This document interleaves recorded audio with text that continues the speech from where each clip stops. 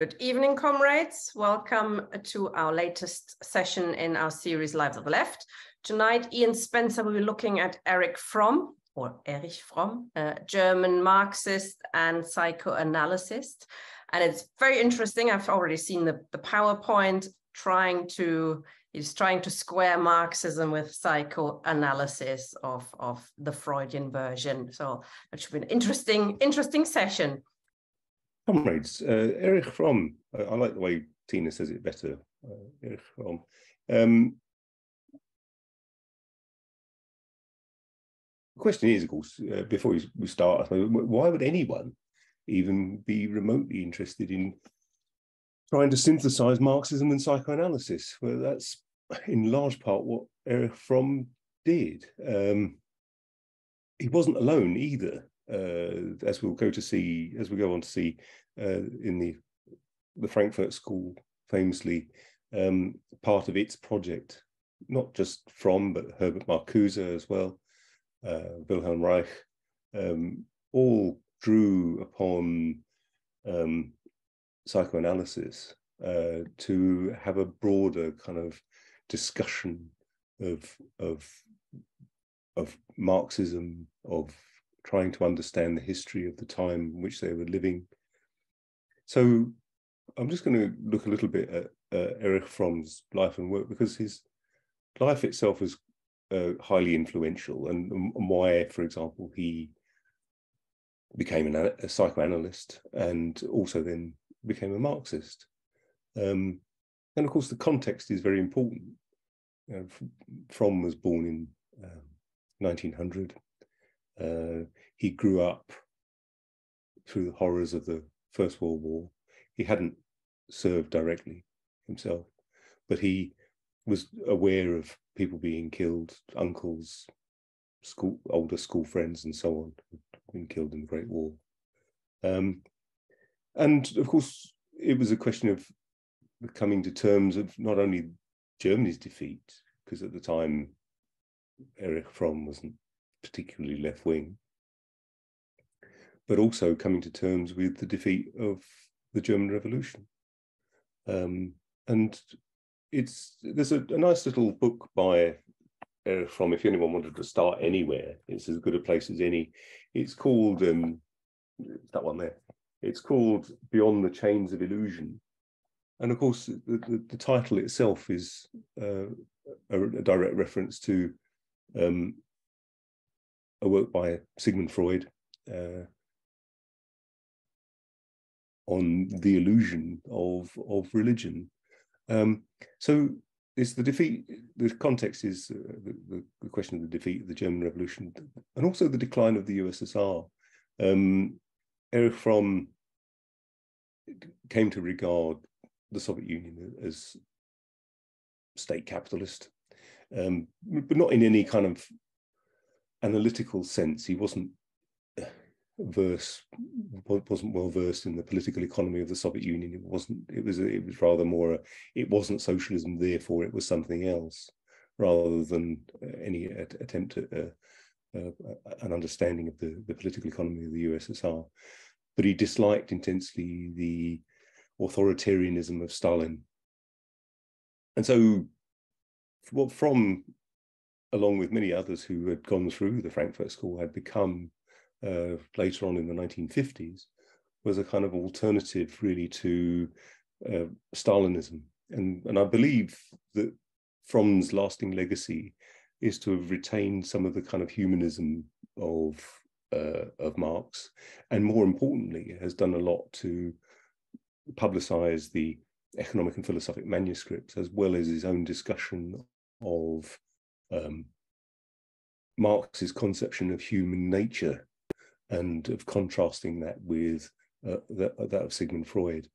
Of course, by 1933, Fromm had to get the hell out of Dodge and escaped with his wife Frida to Geneva in the first instance, and then later on to the USA. He was born in Frankfurt to very Orthodox Jewish parents. He describes his mum as prone to depression. He described his father as rather moody.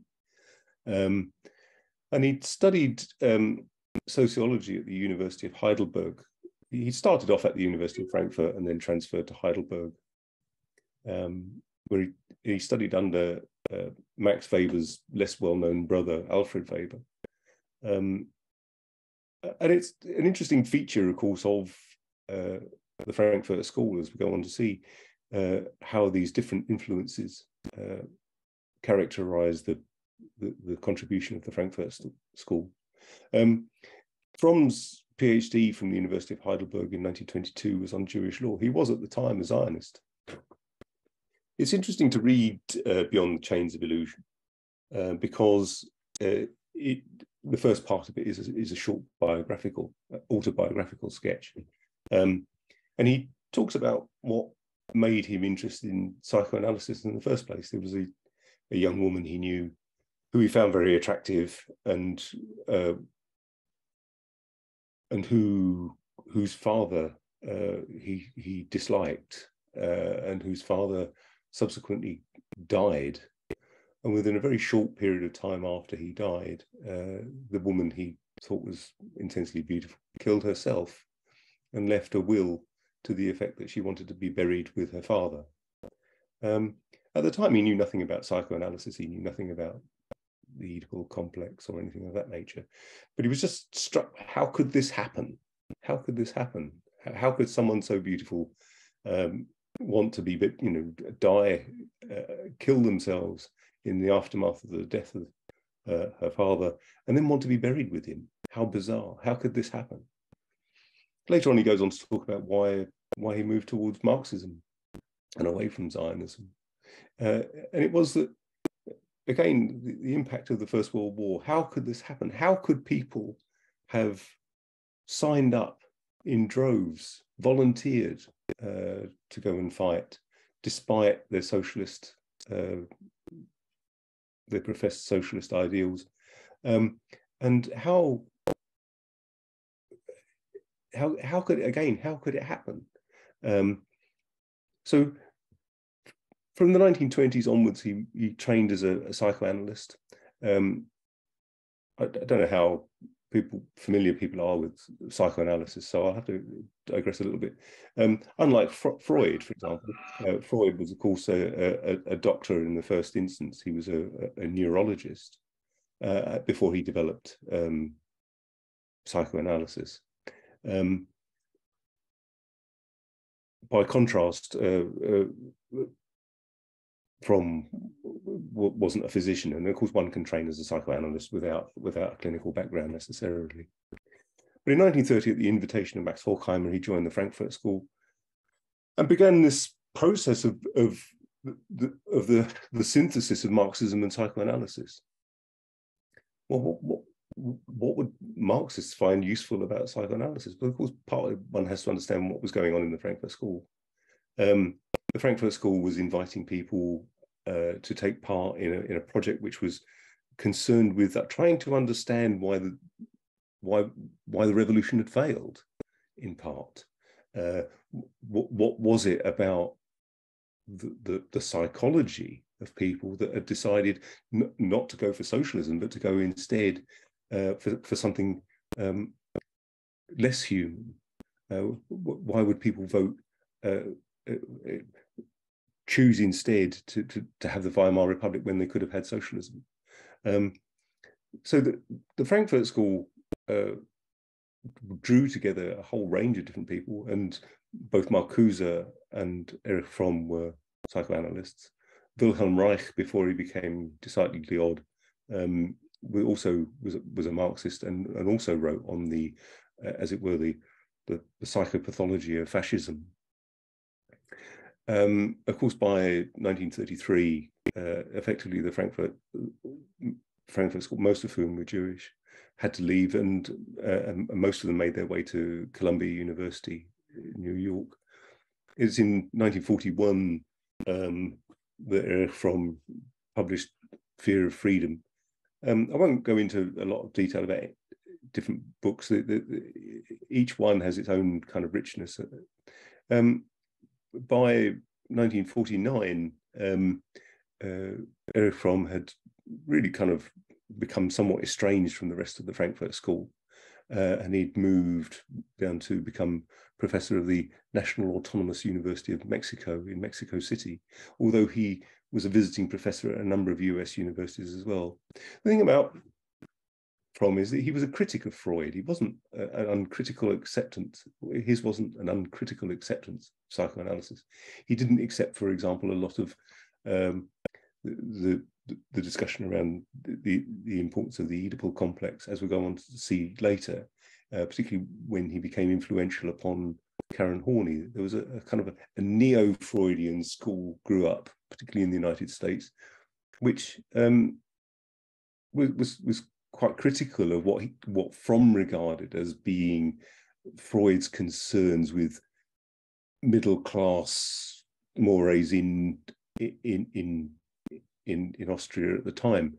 So, but crucially, I think what's important here is the notion of alienation in both Marx and Freud. In Beyond the Chains of Illusion, one of the chapters is about the common ground between Marxism and psychoanalysis. And because both Marx and Freud have a conception of human nature, it's a very different conception of human nature. If you look at, so for Marx, human nature is, as he talks about it in Capital, human nature that is throughout history, as it were, and then that part of human nature which is modified in different historical periods. But nevertheless, as we see in the economic and philosophic manuscripts, there's a very clear idea of what it is to be human. Humans are naturally social. They're naturally working upon nature to meet their needs, and in so doing, they not only change nature but change themselves. And of course, in working under conditions in class society where humanity is alienated, in the language of the economic and philosophic manuscripts from its species being, humanity is less than truly human. And of course, one can argue that there's a parallel there in the works of Freud as well. But it's a very different conception of human nature. Arguably, the conception of human nature in the work of Freud, it sees human beings as essentially brutal, bestial, and a certain amount of repression is a necessary part of a civilized society. Just to give you an idea of the people we're talking about, here's the main figures of the Frankfurt School: Max Horkheimer, Theodor Adorno, Erich Fromm, of course, and Herbert Marcuse. The interesting thing about them, of course, is that they were all hugely influential on a range of other people afterwards. Subsequently, when Fromm moved to the United States, he worked very closely with Karen Horney and Harry Stack Sullivan. And each of them had their own particular contributions to psychoanalytic theory. I'm not here, incidentally, to defend psychoanalysis or Fromm particularly. I just think it's an interesting way of thinking. Fromm himself regarded Karl Marx, Sigmund Freud, and Albert Einstein as being, if you like, the key thinkers of the century. And of those, he thought the greatest was Marx. So I've mentioned Wilhelm Reich. Later, when Reich went to the United States, he became increasingly mystical and odd and concerned with sexual energy. But of course, the Neo-Freudians were also influential upon Franz Fanon, who's featured in this series, and of course Jacques Lacan. The question is, the Frankfurt School itself was something which changed over time, and although its initial aim was to really come to terms with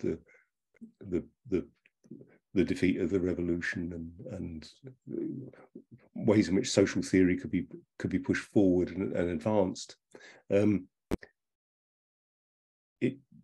particularly after moving to the United States, it became fragmented and changed and moved away really from orthodox Marxism. And one could argue as well that, and it's a criticism which can be levelled at Fromm too, is that to a certain extent he lacked a political praxis allied to his project. But for a moment, let's just have a little bit of a think about psychoanalysis, because there'll be people who are thinking, well, why on earth would anyone want to synthesize Marxism and psychoanalysis? The first point is, of course, that there are unconscious forces at work here. This iceberg analogy is only partially successful in the sense that the id, the kind of the bestial basic needs of human beings, is by far and away the most, is a huge part of our unconscious life, and it exerts an influence whether we're conscious of it or not. And the purpose, if you like, of psychoanalysis is to bring forward the unconscious forces that are causing neurosis. For Freud, neurosis was just the price we pay for a civilized society. We don't all just jump on one another and take everything we want, or we also have an ego which corresponds to the reality principle, whereas the id is only concerned with the pleasure principle. And we also have, of course, a superego made up in part of our ego ideal, the embodied ideas of our parents, in particular our father, but not necessarily just that. And of course, Fromm and later Karen Horney as well were, of course, very critical of the tendency on the part of Freud to focus entirely upon the male.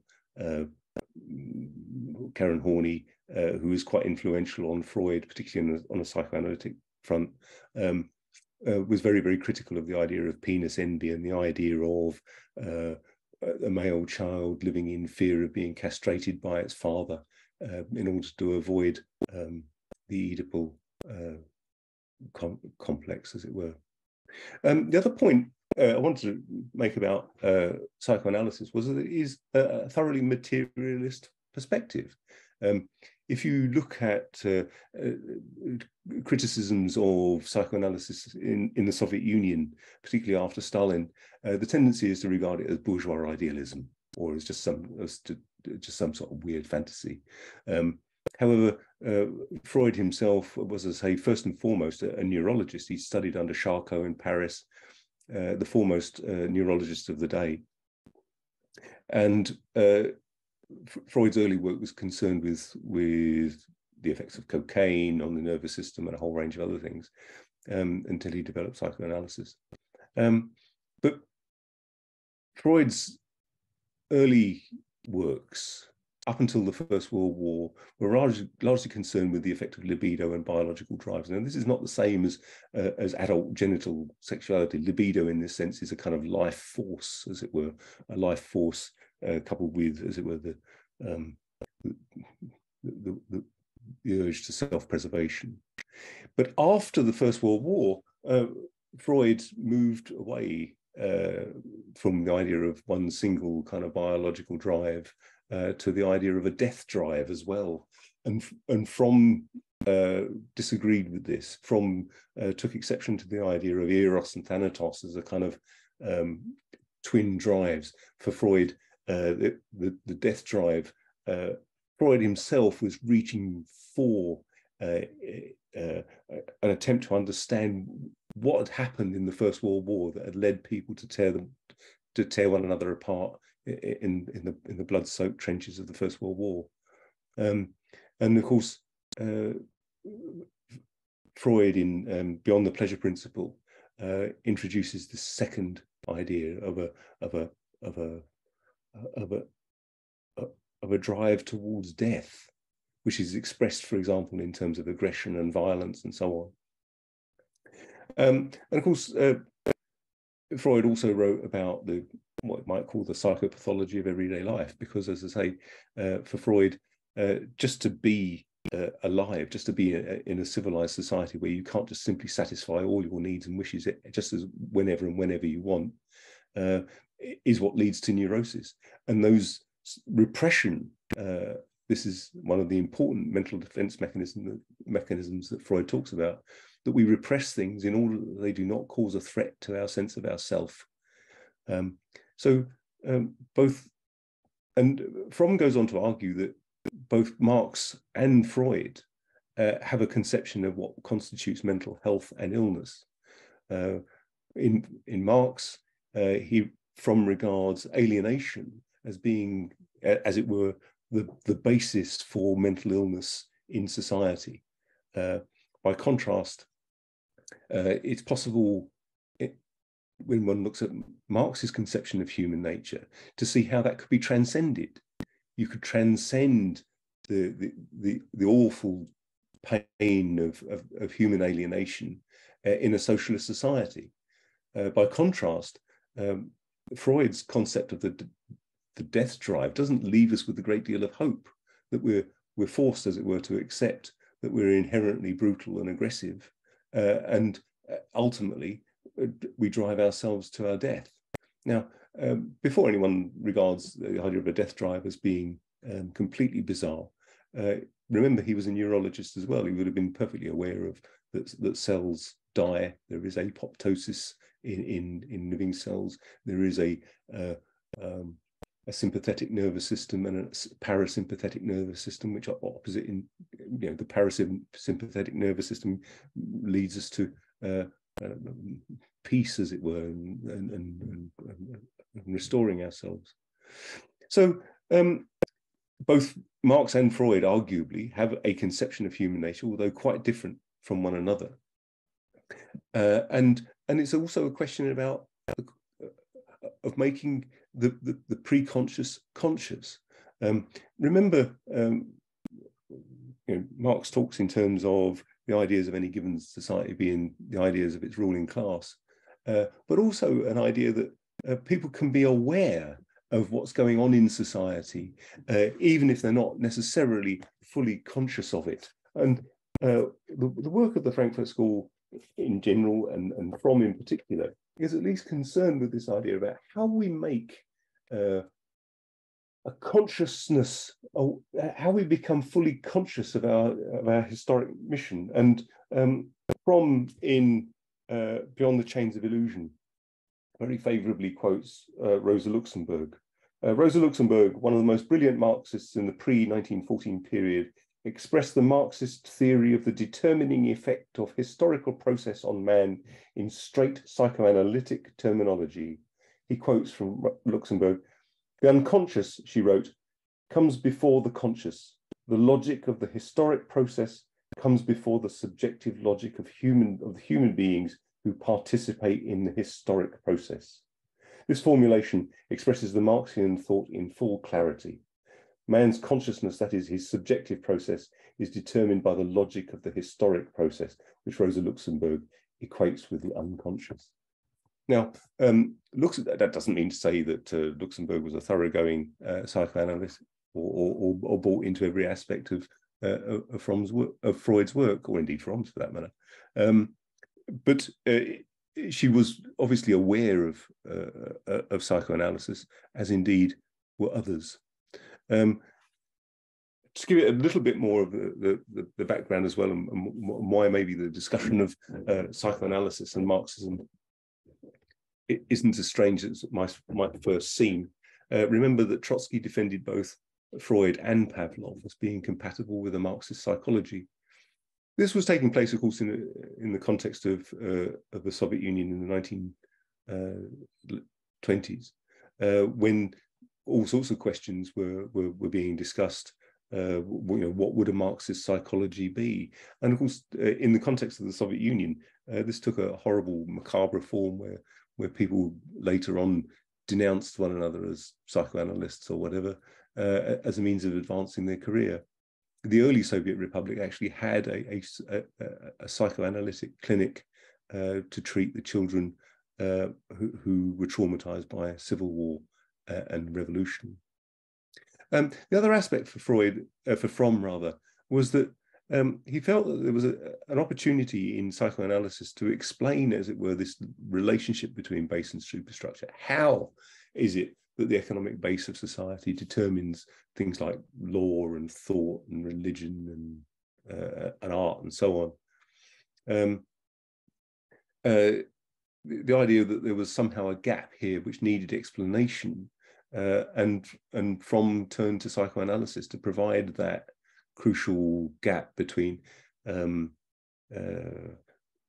understanding how the base creates that superstructure in the way in which we think. So Fromm is fundamentally a critic of Freud. He doesn't buy into the whole kind of discussion around sex drives in the same way, and instead looks at the way in which social factors are crucial in shaping our consciousness, and sees in capitalism something which is not only because of alienation, but causes mental ill health, and ultimately needs to be transcended. And many of Fromm's books are concerned with how we transform society into a sane society. The interesting thing about it, of course, was that here was Fromm writing in the 1950s in the United States, when McCarthyite witch trials and so on were going on. But nevertheless, Fromm's work actually had a huge popular appeal, and he sold millions of copies of some of his later works. Admittedly, things like The Art of Loving read more like self-help manuals or whatever, but nevertheless, here was this German Jewish Marxist writing in the United States of Senator McCarthy, and having a mass popular audience. And I mean, the McCarthyite trials had a distinctly anti-Semitic strand running through them as well. So it was all the more remarkable. So Fromm is a critic of Freud. He remains through to his last days as a Marxist, although one can argue, in common with many in the Frankfurt School, that Fromm didn't really have a kind of a way in which this would express itself in political terms, a political praxis, if you will. Fromm subsequently did join the Socialist Party of the United States, and took part in the anti-war movement, the anti-Vietnam War movement, and a broader peace movement against, for example, the nuclear proliferation weapons. But that was the only kind of political activity that he really got involved in, apart from, of course, his voluminous writing. Not all of which was particularly political. I think you'd struggle to get something political out of The Art of Loving, but nevertheless, books like The Anatomy of Human Destructiveness are fascinating for their own take on it. One of the things that he tries to do is to explain fascism, as Wilhelm Reich had done, as Herbert Marcuse had done, in terms of how is it that we get to the consciousness of people supporting someone like Hitler? What is it? I mean, and from Fromm's point of view, his argument in what's in English in the UK, the fear of freedom, is that we, in a sense, we revert. So you start to see again echoes of psychoanalysis, an idea that we revert to an earlier stage, that we want to revert back to a period which is safer, rather than take that necessary step forward into freedom. And from that point of view, he looks, for example, at the Middle Ages, the feudal period, and thinks in terms of, well, you know, why was it that there were people who were prepared to defend feudalism? The problem, of course, with capitalism is that you're so free, you're free to starve, and you're completely separated from all of those other kind of interconnections with human beings. And so, of course, there were people who are prepared to fight a feudal cause or whatever in the Middle Ages. And later on, in terms of his analysis of fascism, I mean, whatever one thinks of some of the more extraordinary arguments that of doing a kind of a post-mortem psychoanalysis on Hitler, the value of that. But nevertheless, he's arguing, well, why was it that people found Hitler so attractive in terms of as preferable to socialism? And of course, one of the crucial aspects was that it's an alienated relationship to the father figure that will provide this salvation against the possibility of that freedom brings, or in the case of the German petty bourgeoisie, its destruction. So that's bringing me on to about 30 minutes. Those are just some of the notable works that I've listed. There are, of course, many others. I think, though, that one of the most important contributions that Erich Fromm made was Marx's concept of man, which is available on the Marx-Engels Internet Archive. And it was published in 1961 alongside with an English translation of the economic and philosophic manuscripts. In reading it, one has to bear in mind that Stalinism, for the most part, denied the possibility of that Marx had a conception of human nature, or that human nature was something only in his early works, in the economic and philosophic manuscripts. As we now know, of course, well, as we know, that's not true. You can see it in Capital, and actually, the whole of Marx's project was an ontological one, a project about what it is to be human. And arguably, so is that of Freud. And it's Fromm's attempt to use psychoanalysis to explain consciousness that marks out its feature for him. And but maybe unlike Marcuse, who had a lengthy debates with Erich Fromm, whereas Marcuse, in a sense, moved away from the idea of the proletariat as a motor of human history. Fromm didn't. However, of course, Fromm, in some of his books, also felt that the kind of comfortable nature of the working class in the USA in the 1950s meant that there wasn't the same kind of drive towards socialism. Now, whether one needs psychoanalysis to explain that thing, or whether one can have a proper discussion about how imperialism changes a psychological perspective, it is a question that I'll leave open to the floor. Thank you very much. Wow. Are you able to stop screen shares? Just make it go away. I'll try. Oh, there you go. Well done. Brilliant. Thank you very much, comrade. Comrades, if you have any questions or would like to make a contribution, please click raise hand and I can bring you in. To get the ball rolling, I have a couple of questions to you, Ian. Really interesting. I haven't read much from to be honest, because I always thought he is a sort of Freudian, and Freud as a, growing up in Germany as a sort of semi-feminist Jesus, explaining everything with penis envy, dear God.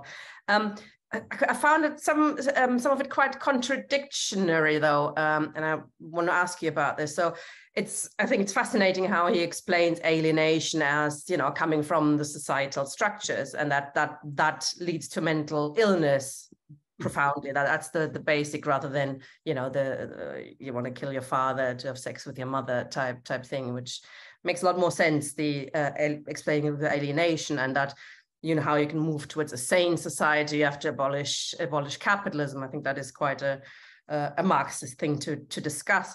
But on the other hand, then his explanation, or the idea of there's something perhaps about the German, or there's something about soldiers, or there's something about, in the society, in your psyche, that you end up supporting somebody like Hitler, that seems to sort of not take into consideration the whole political landscape, i.e. the German working class. I mean, you did mention, obviously, the revolution had been defeated, but then the idea, how did Hitler come to power? It wasn't just, he was ever so popular, was it? It was capitalism turned to fascism on purpose. The German working class was defeated, but it wasn't defeated. It was still there. It was constantly battling, the fascists on the streets. The communists were very strong still, despite tens of thousands having been killed, etc., in the uprisings. They didn't give up, and capitalism was unable to govern Germany. The Weimar Republic had one government after the other, etc., and capitalism, sections of capitalism, made a conscious decision to turn to Hitler and let him sort out the pesky German socialists and the pesky German working class. So, there's this idea that it's something about, and it's very popular. It's still popular in Germany. There was something about the German psyche growing up in Germany. It makes you, very authoritarian, and you kind of follow the leader, the father figure, etc. When in fact it had a lot to do with the whole establishment supporting that system and throwing everything at it, and then of course it becomes, look at the monarchy in Britain today. It's a similar, you throw everything at it, support it, etc. Of course people feel sort of affinity to it and go a bit mental when Kate or Meghan walk past, etc. So I wonder if he discussed that political aspect of Hitler as well coming to power, or did he look at it just from a sort of, why do people turn to such a father figure? Did he ignore the political? He was very clear that the base for fascism was the lower middle classes, who were. I mean, I think he was fully aware of other arguments, that here were the middle classes who were caught in a sense between a proletariat that had a revolutionary potential and a haute bourgeoisie, and that they were going to be crushed between the two, and that the appeal to fascism was particularly strong with the lower middle classes.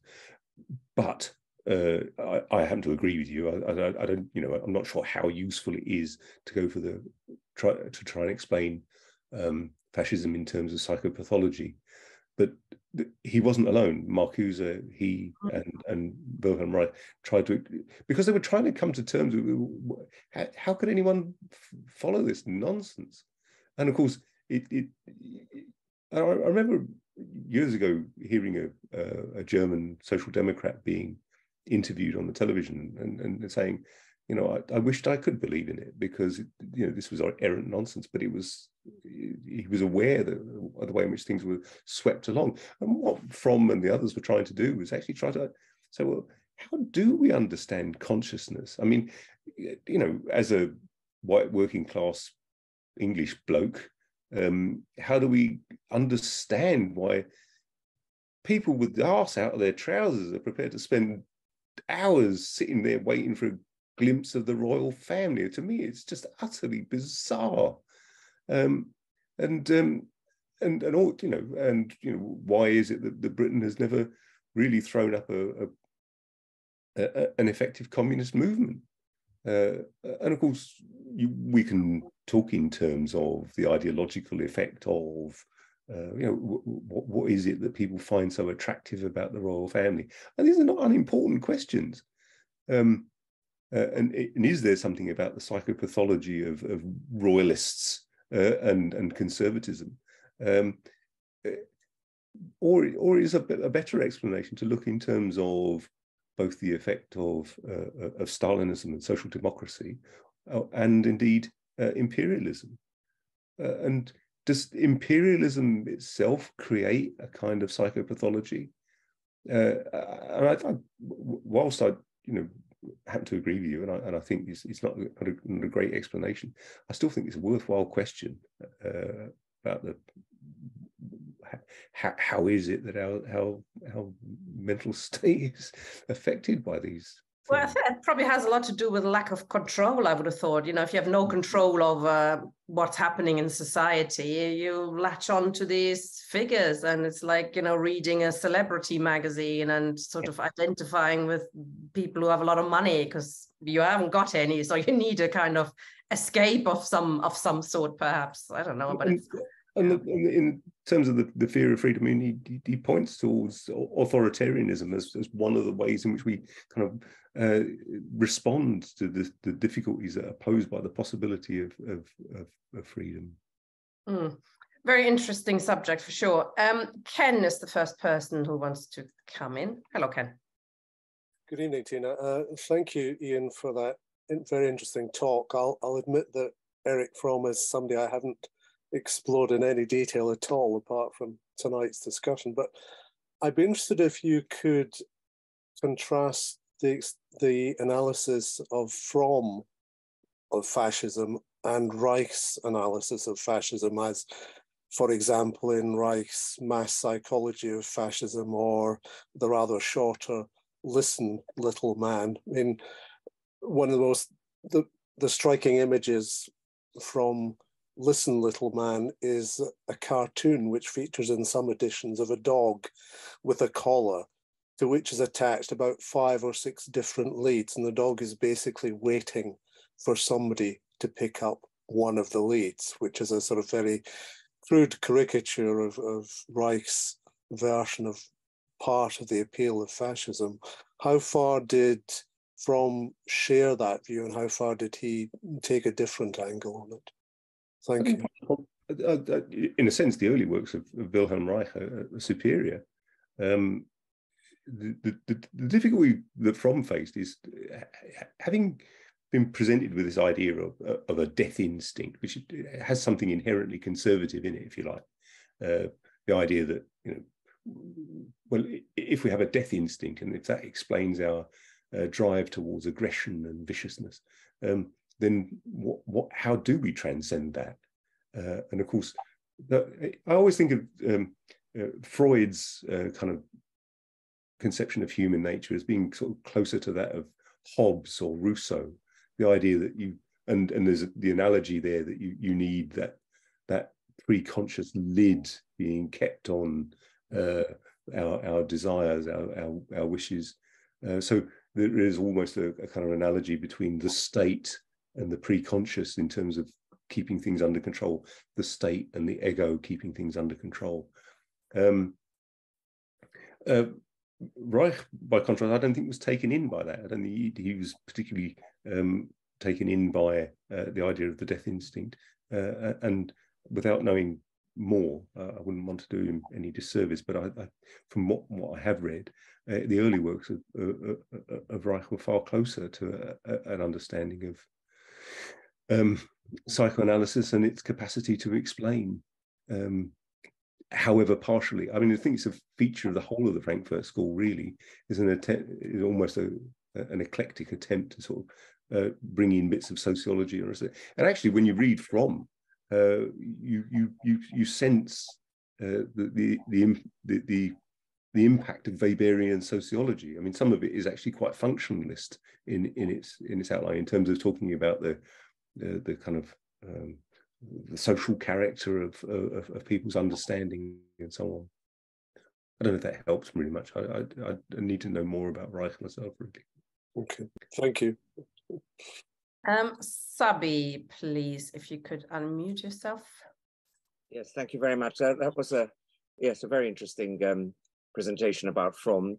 I'm a former academic, Marxist activist and writer at the moment, and Erich Fromm has been one of the major influences in my life. I read The Art of Loving in my 20s, and I've read, I think, most of his works.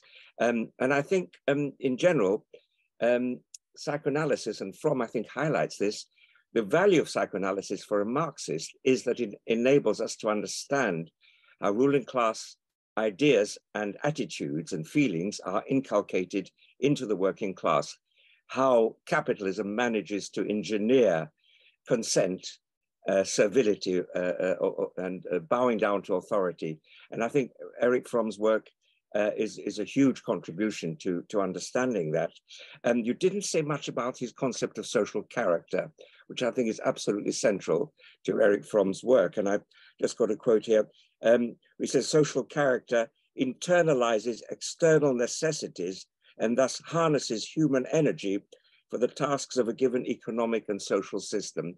In other words, capitalism inculcates a certain social character into the minds of those that it exploits and controls with a view to perpetuating capitalist control.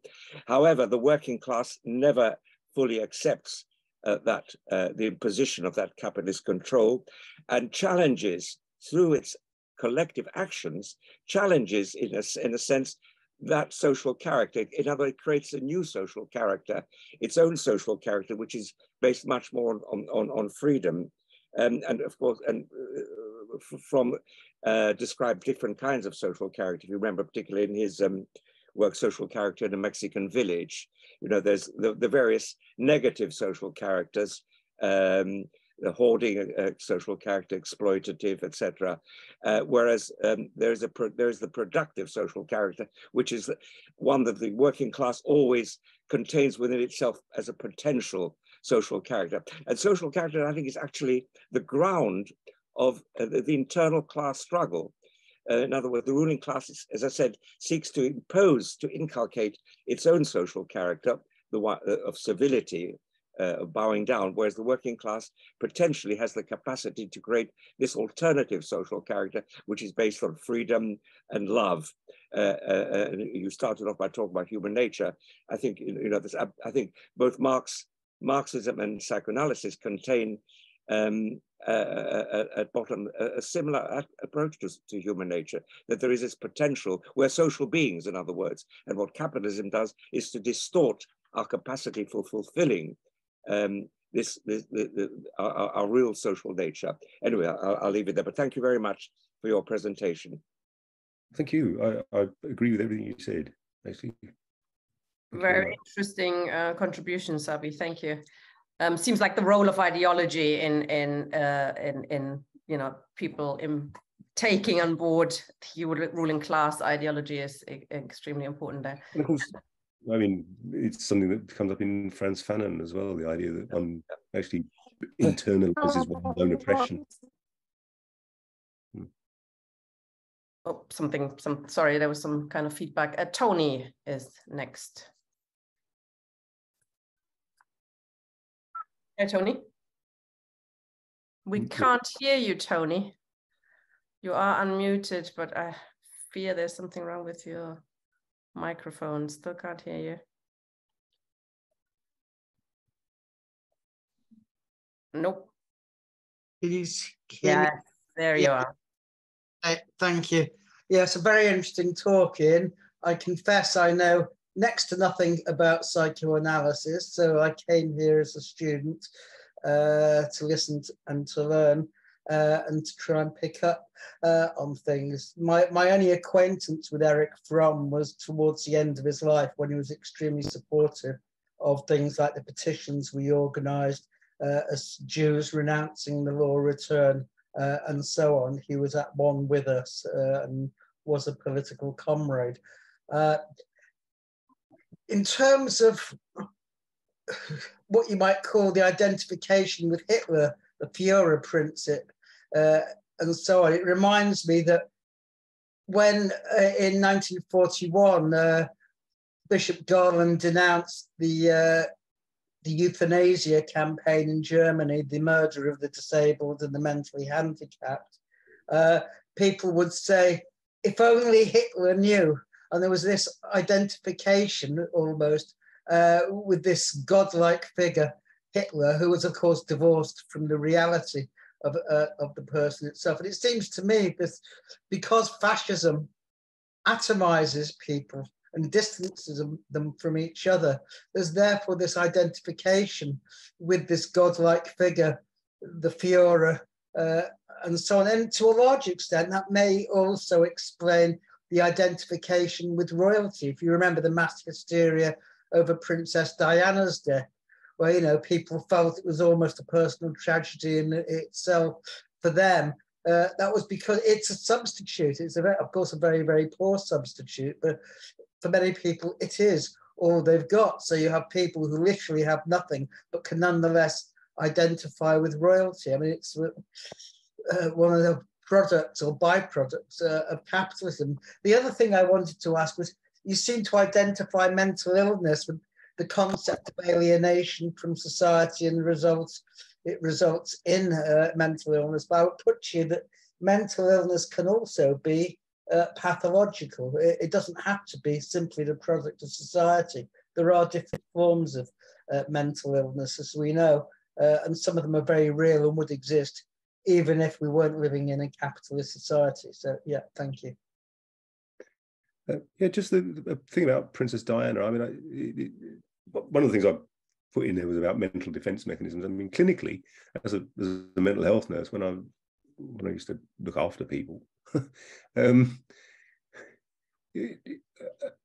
one didn't have to buy into everything in psychoanalysis, but Freud's discussion of mental defense mechanisms were very interesting and are very interesting. I mean, okay, let's just take one example, the reaction formation. Let's imagine somebody who is only dimly aware, if aware at all, that their own sexual predilections might include the same sex, becomes virulently hostile to gays or whatever else. You know, that's a kind of classic kind of example of a reaction formation, and one sees it in the language of the day when we talk about homophobia. The implication is that people who are very frightened of gays hiding some kind of psychopathology. In the context of Princess Diana, I thought it was absolutely intriguing. Here were the same people who bought the same newspapers in millions that had driven this poor woman to her death, were now queuing up to lay flowers everywhere. Now, what mental defense mechanisms are taking place here? Here is a woman who was destroyed by the royal family, destroyed by the popular press, and now the same people who bought those newspapers in the millions, who looked at every news report or everything, were now queuing up to put almost as a kind of reflection of their own sense of guilt and involvement in it. I do find, I mean, Trotsky, in talking about psychoanalysis and in defending psychoanalysis against those who would crush it within the young Soviet Republic, talked about Freud as having as going from the general to the particular, and engaged in somewhat fantastic conjectures, to put it mildly, but nevertheless saw it as being consistent with the scientific approach to psychology, at least something that avoided a lot of nonsense about the soul or whatever else. And similarly talked about Pavlov as going from the particular to the general, from, as he put it, from the saliva of dogs to poetry.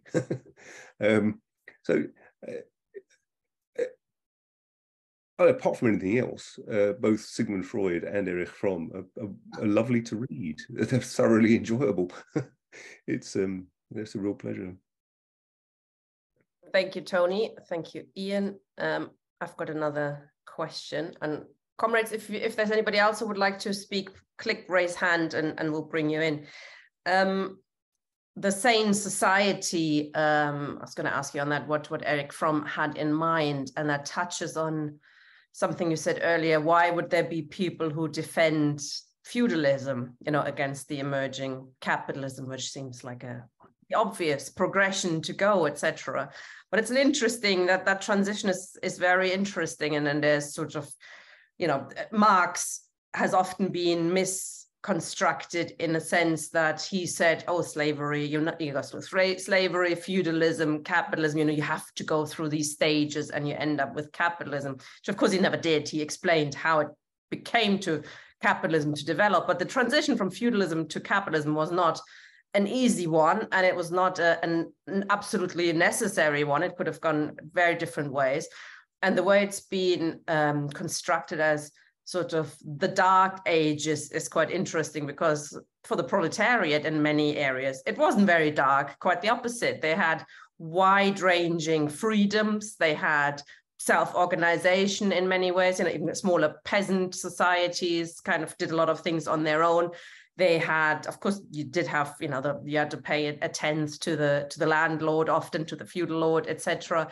But especially after the Black Death, they had a lot of power because a lot of people died, and the proletariat had, you know, Marx called it the golden age of the proletariat, because people could just say, do you know what, we're not going to work today. We're not going to work unless you know, pay us money to actually go to work, and we don't pay you the tenth anymore.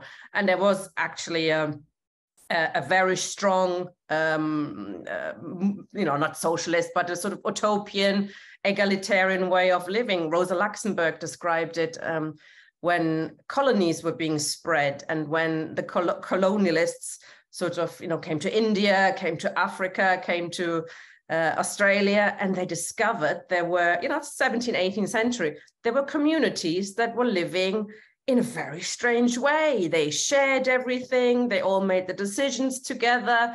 They, you know, this looked like a sort of communistic type of way of living. And that's like 200-300 years ago, where you still had, you know, areas and lots of widespread and in different areas around the globe where people live together in quite a human way, in a much saner way than capitalism is doing. So, you know, there are reasons to why people defended what they had, like the Luddites, etc. They had reasons to defend their little pocket, you know, sometimes reactionary, of course, against, you know, the progress, etc. But Marx never put it like that. You know, he never put it like this is reactionary in a sense. It's understandable. So I'm wondering how Erich Fromm discussed this sane society. Did he look back at parts of history? Did he look forward? How did he describe that? Well, certainly in talking about feudalism, he was fully aware of exactly what you're saying. That, you know, in a feudal society, you're not separated from the land. I mean, the interesting thing, drawing on Fromm's lifelong interest in reading the Old Testament, was that he drew very much upon the idea of the expulsion from the Garden of Eden. In being expelled from the Garden of Eden, we have a parable here of humanity being separated from between its needs, as it were, and the capacity to achieve them, the land. So separation between needs and capacities, a separation between humanity and nature, and also implied in there as well as a separation between men and women. And so he was fully, very deeply immersed in Old Testament studies, and saw that as a kind of allegory for what was going on. Yes, in a feudal society, you have a society which is often communal. Before enclosures, you know, you have common land. At least you've got the right to pick up wood or whatever else in the forest or something like that kind of thing, and almost a paternal relationship between a feudal overlord that might well demand 1/4 of your produce, but at the same time will defend you from marauding bandits or whatever else. So yes, there was something, you know, as I say, once you're separated from the land, what have you got? You just yourself to sell. So the question is, of course, why do people?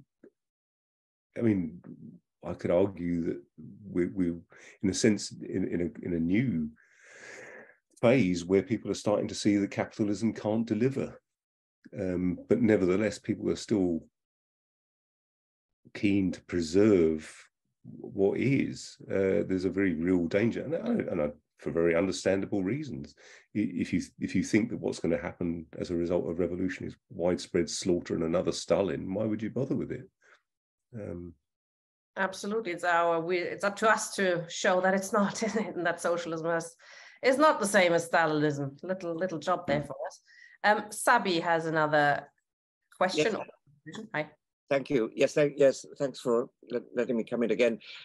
Yes, it just occurred to me, following on what Ian was saying about Fromm's great interest in the Bible and the Old Testament and biblical the biblical era, that when it came to Zionism and Israel, Fromm absolutely rejected Zionism as a solution to anti-Semitism.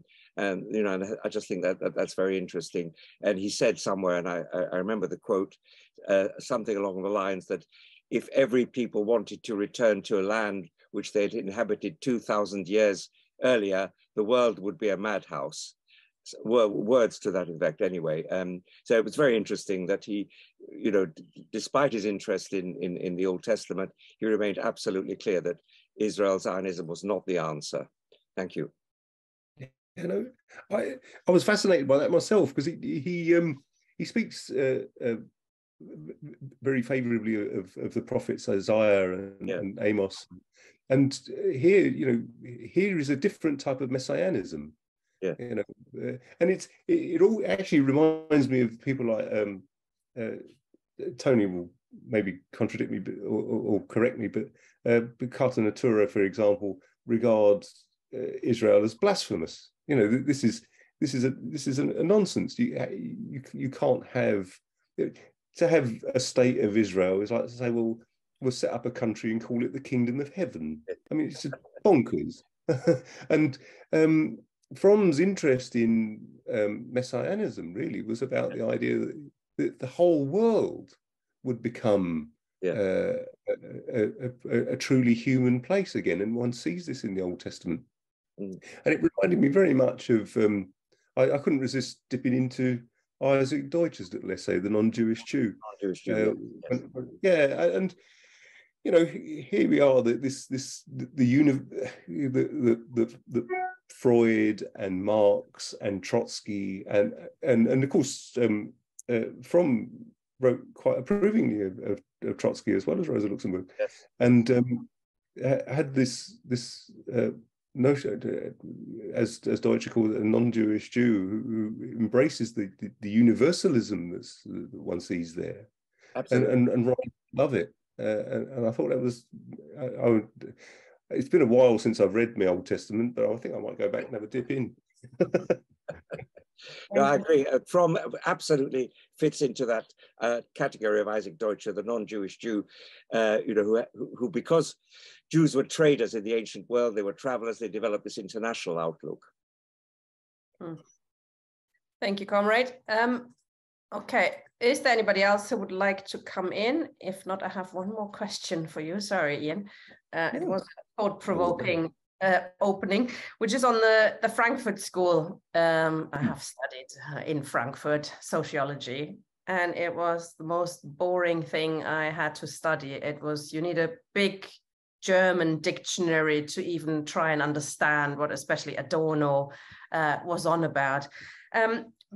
In terms of, you know, the idea of in the 30s setting up the school, the Frankfurt School, to, I mean, they self-declared, some of them self-declared, you know, trying to rescue Marx or Hegel, etc. What was for you the sort of, I mean, is it worth looking at the Frankfurt School? Is it worthwhile, and how did Fromm relate to it? Where did he start his criticism, or how did he develop his criticism of the Frankfurt School, which almost, having to, you know, study Habermas and all these, always struck me more as a way to get away from Marx. You know, use Marx to get away from Marx and basically push him aside and say it's utterly irrelevant. We have to do something that sounds like Marx, but is actually a bit useless. I always find it quite very difficult to grasp actually what they were trying to achieve. Where do you see its worth, if there's any? I'm by no means an expert, but I do find it interesting that of course, the early period of the Frankfurt School is, in a sense, quite different, where there is a very real attempt at, it might be questionable, but the idea of an updating of Marx in the context of, you know, what else do we know from Weber or whatever else? I mean, I don't think Weber has very much to contribute, interesting as he is as somebody to read.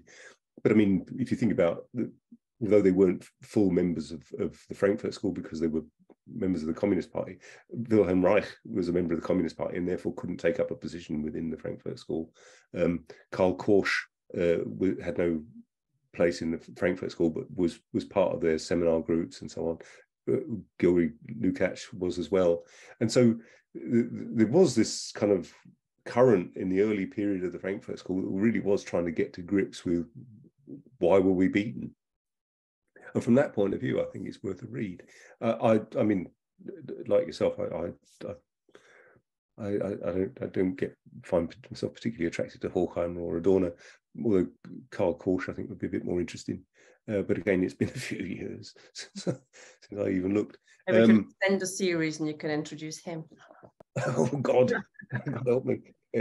This nearly gave me an ulcer. No, what I do find interesting is that where a lot of the Frankfurt School led to ultimately was a kind of abstract humanism, a kind of socialist humanism, which seemed to be separated from the idea of class struggle as a motor of history.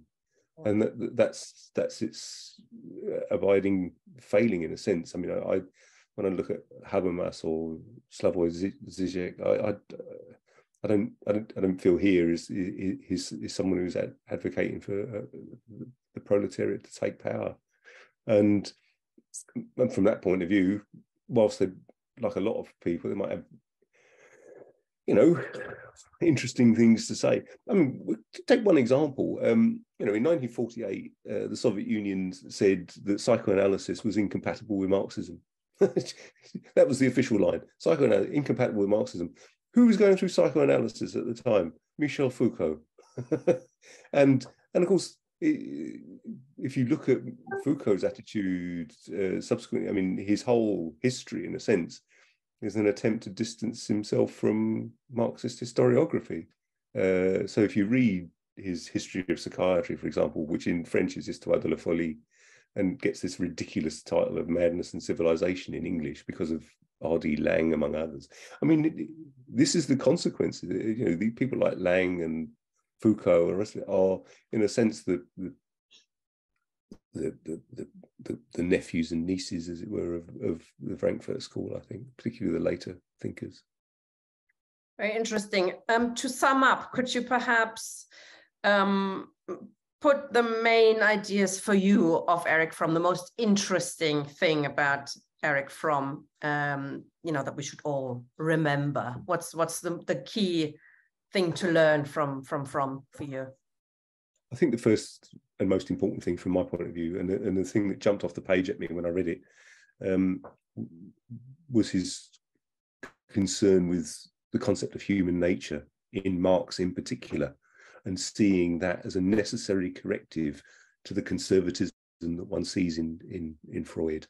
You know, if you're a pure Freudian, what hope is there? You know, neurosis is just the price we pay for a civilized society. If you're a Marxist, society can be the constraints, the alienation can be transcended. It's possible to imagine every human being, as it were, almost being superhuman. I don't mean that all mental illness would disappear. For example, Tony's absolutely right. I mean, you know, there will always be people who have problems for all sorts of reasons, and that needs to be understood scientifically. But nevertheless, I think that's the single central theme. Whether one accepts the psychoanalysis or not is try it. You know, I've found it useful in clinical practice, but you don't have to include everything. Thank you very much, Ian. The question of human nature will feature quite large, I would imagine, in our next series, which starts on January 26. Why Marx? And we will spend the first 8 sessions sort of talking about the big picture and then breaking it down into smaller pieces. But certainly the idea that, you know, socialism is impossible because of human nature and the role alienation and ideology plays will feature quite large in that series. And I think, Ian, you are talking about that in one particular session, but I would imagine it goes through the whole series. I've put the link to register into the chat, comrades. Thank you very much, Ian. I think that was really fascinating and worth the amount of hours you've clearly spent on it. We'll put up the video tomorrow that comrades can watch it later. Very enjoyable opening and discussion. I really enjoyed it. Thank you very much, Ian. Thank you, comrades, for coming along tonight. See you soon, next week. Oh yes, next week, John McLean with Sandy McBurney. Cheers. Bye-bye.